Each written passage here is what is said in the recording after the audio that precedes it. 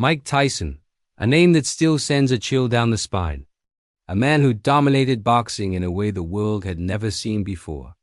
A fighter who finished bouts before the audience even had time to sit down, knocking out opponents in the very first round. One of the greatest knockout artists in heavyweight history, with a finish rate that pushed the limits of what people thought was possible. A nightmare for giants, a legend feared even by the biggest names. And yet, before he became an icon, he was just a kid from Brooklyn who had only one thing: strength, anger, and a relentless will that turned him into the most dangerous man on the planet. Mike Tyson grew up in Brooklyn, in the Brownsville neighborhood, a place that looked more like a war zone than a part of New York. It was one of the poorest and most dangerous areas in the entire country. Violence was normal. Drugs were everywhere. Gangs controlled every block. It was a place where kids grew up too fast. Or didn't grow up at all. Mike didn't have a childhood. He had survival. He was raised only by his mother in an apartment where food ran out more often than the electricity. Every day started the same, with hunger. And hunger doesn't wait. Hunger forces you to act. Before Mike ever stepped into a ring, before anyone saw an athlete in him, he was already fighting for food, for clothes, for a chance to make it through another day. Stealing was normal for him, the only way to bring something home.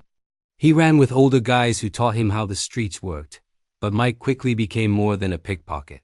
He became a burglar. He could get into apartments in ways grown men couldn't. He slipped through windows, tight gaps, stairwell openings. He unlocked doors from the inside for the older boys waiting outside. He was 10, maybe 11, doing things usually done by men in their 30s with criminal records. And yet, at school he was nobody. He was bullied, mocked, called the dirty kid because he didn't have clean clothes, called the poor kid because he had nothing. Kids beat him, stole from him, pushed him around in the hallways. And then something happened that really changed everything. Mike had loved pigeons since he was little. He kept them on rooftops, took care of them. They were his escape from Brownsville. The only moments when he felt calmed. One day, one of the boys who bullied him regularly stole his favorite pigeon. Mike ran after him and begged, "Sir, please, can I have my pigeon back?" The boy looked at him with disgust, grabbed the pigeon, and snapped its neck. Next to him stood another boy who always humiliated Mike. He said only, "Well, Mike, do something now." And Mike did. Without thinking, he charged at the boy. He hit him so hard the kid dropped instantly, not even understanding what happened. It was the first real fight Mike ever won. From that day on, he fought every day. Word about him spread fast. People started coming just to see this small, quiet kid knock out boys twice his size. They made bets. They paid to watch him fight. Mike was 12 years old, and he was already someone people talked about on the streets. At first he fought kids his age. Then he fought their older brothers. And eventually, even their fathers, men who came to defend their son's honor and ended up just like them. Mike kept getting into trouble. Thefts, fights, break-ins. That was his everyday life. Eventually, the police caught him so many times that the court had no choice. He was sent to the Tryon School for Boys. In Tryon, they quickly noticed he was different. Bobby Stewart, a former boxer working at the facility, saw it first. He noticed Mike had something other boys didn't. It wasn't about muscles. It was about the way he moved, the way he reacted, the way he threw punches. Stewart started training him. And Mike trained like a man possessed. He did everything Stewart told him to do. Every drill, every punch, every round. Stewart knew one thing. This kid was a raw diamond. And then he made a decision that changed boxing history. He told Mike, "I'm taking you to someone who can make you a champion." That someone was Customato, a legend. A trainer who built champions. A man who understood boxing like no one else. Stewart took Mike to Cuss's house in Catskill. Mike was 13 years old when Cuss looked at him and said the sentence that later became prophecy. "We're going to make you the heavyweight champion of the world."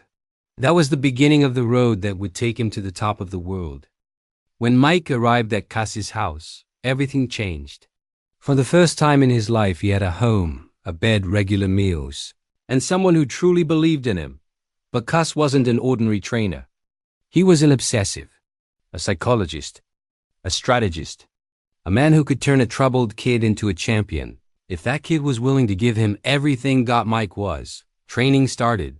Immediately, every day looked the same, waking up at 5 a.m., running in the cold, then school, then the gym, then more running, then watching fight tapes, then long talks about the psychology of a warrior. Cuz kept telling him, boxing is 90% mental, 10% physical. Mike listened. He absorbed every word. He did everything Cuz told him to do. Peekaboo. The style that changed everything. Cuz taught him a system no one else understood. Low stance, quick slips, constant head movement, stepping inside punches, powerful hooks from both hands. Mike was built for it. Short, fast, strong, aggressive. The perfect material. The transformation was immediate. At 14, Mike looked like a grown man. At 15, he was knocking out sparring partners in their late 20s. At 16, no one wanted to spar with him at all. Cuz knew he had something special. He kept telling everyone, this kid will be the youngest heavyweight champion in history. And he was right. Mike started entering amateur tournaments. And it was clear from the first fight that he wasn't a normal fighter. First round knockouts. Opponents running out to the ring, coaches throwing in the towel. Referees stopping fights after a few seconds. Mike didn't win. He destroyed by 17. He already had over 20 amateur knockouts. At 18, he turned professional. And then the real carnage began. Pro debut. The world saw a Moanistic arm. Mike Tyson entered the ring like someone who didn't come to fight. He came to destroy. Fight. First round knockout fight. First round knockout fight. First round knockout fight. First round knockout in his first year as a pro. 15 fights gives 15 wins gives 15 knockouts. The boxing world had never seen anything like it. Commentators said, this isn't a boxer. This is a force of nature. And Mike was just getting started, ending the birth of a world champion. Mike Tyson tore through the heavyweight division like a hurricane. Every fight looked the same. The bell, a few seconds of chaos, and it was over. The opponent was down. The crowd was screaming. And commentators couldn't keep up with what they were witnessing. Within 2 years, Tyson became the most feared fighter on the planet. No one wanted to fight him. No one wanted to spar with him. No one wanted to stand across from a kid who looked like he was born to knock people out. And then came November 22nd, 1986, Las Vegas, the WBC heavyweight title fight against Trevor Berbick. Mike was 20 years old. Berbick, an experienced champion, older, bigger, stronger. But none of that mattered. From the first second, Tyson attacked like a machine. Punch after punch, pressure, speed, aggression the world had never seen. Berbick tried to run, clinch, hold. Nothing worked. In the second round, Mike landed a clean shot that dropped Berbick. He got up and fell again. As if his body couldn't decide whether to fight or collapse, the referee stopped the fight. Mike Tyson became the youngest heavyweight champion in history, a record that still stands today.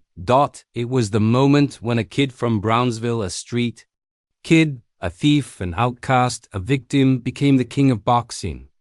And his final career record says it all.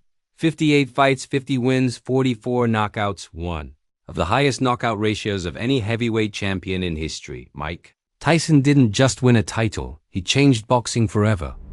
Thanks for watching. If you enjoyed the video, don't forget to subscribe for more.